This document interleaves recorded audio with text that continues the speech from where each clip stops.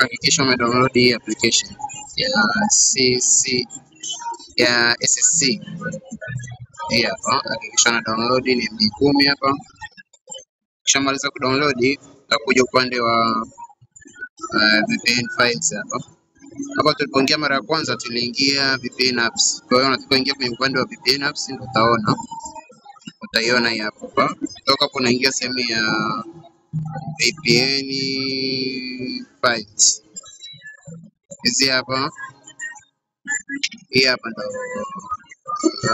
yenyewe. File yenyewe hapa. Alafu kuna HTTP injector na kuna Napster. Wewe mwenyewe utaamua kuchagua file gani unataka, lakini ile high speed sasa hivi inakuwa recommended ni ile hapa la SSC. Kwa hiyo unachokifanya baada ya kuwa na ile application, cha kwanza sasa kudownload application. Ukisha download application unakuja na download ile file hapa. Kwa hiyo utabonyeza hapa download. Ukishaingia tu utabonyeza hapa open.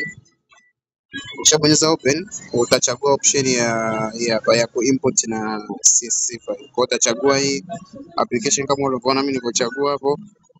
Hapo utaweka just once hapa. Itakuwa tayari nimesha import. Ukisha import utaona ndio file letu itakuwa kwa namna hiyo. Ukishaona ile neno hapa chini, ujue tayari. Kwa hiyo utabonyeza hapa upande wa kuconnect. Hii ndio sehemu ya kuconnect hapa. Sawa, tutaconnect hapa. Tunaona file letu lina load hapa kuingia. Yes.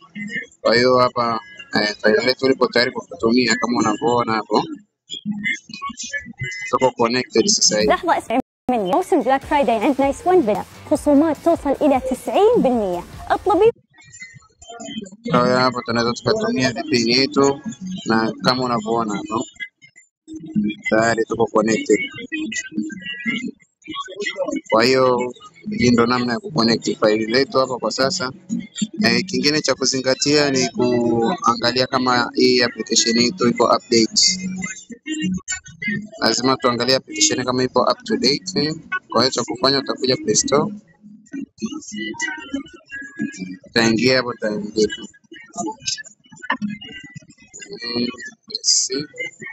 Hapa kwa SSC custom. Utaangalia kama inadai update, make sure una update. Ya kwangu haidai update na sema iko open tu. Ndio hivyo. Asanteni sana.